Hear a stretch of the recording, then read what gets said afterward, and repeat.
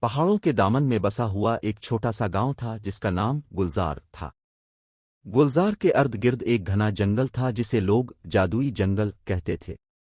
اس جنگل کے بارے میں بہت سی کہانیاں مشہور تھیں، مگر کوئی بھی شخص سورج ڈوبنے کے بعد وہاں جانے کی ہمت نہیں کرتا تھا۔ ایک دن گاؤں میں ایک نوجوان لڑکی مریم اپنی دادی کی پرانی کہانیوں سے متاثر ہو کر جادوئی جنگل کی سیر کرنے کا فیصلہ کرتی ہے۔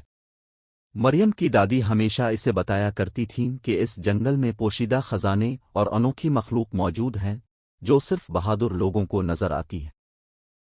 ایک شام جب آسمان پر ستارے جھلملا رہے تھے، مریم نے اپنے سفر کا آغاز کیا۔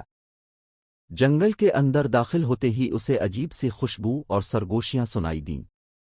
اس نے دل کی دھڑکن کو قابو میں رکھتے ہوئے آگے بڑھنے کا فیصلہ کیا۔ کچھ دور چلنے کے بعد مریم کو ایک روشنی کی جھلک نظر آئی۔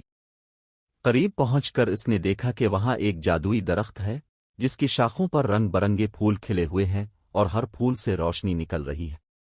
مریم نے ایک پھول توڑنے کی کوشش کی، مگر پھول نے اسے مخاطب کیا اور کہا، اگر تم سچے دل سے کچھ مانگو گی تو وہی پھول تمہیں مل جائے گا۔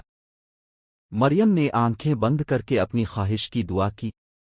جیسے ہی اس نے آنکھیں کھولیں، پھول اس کے ہاتھ میں تھا۔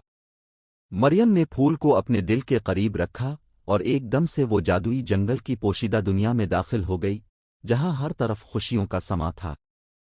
مریم نے وہاں کئی دن گزارے اور بہت کچھ سیکھا۔ واپس آ کر اس نے گاؤں کے لوگوں کو اپنی کہانی سنائی اور بتایا کہ جادوئی جنگل میں خوف کی جگہ محبت اور بہادری کا راج ہے۔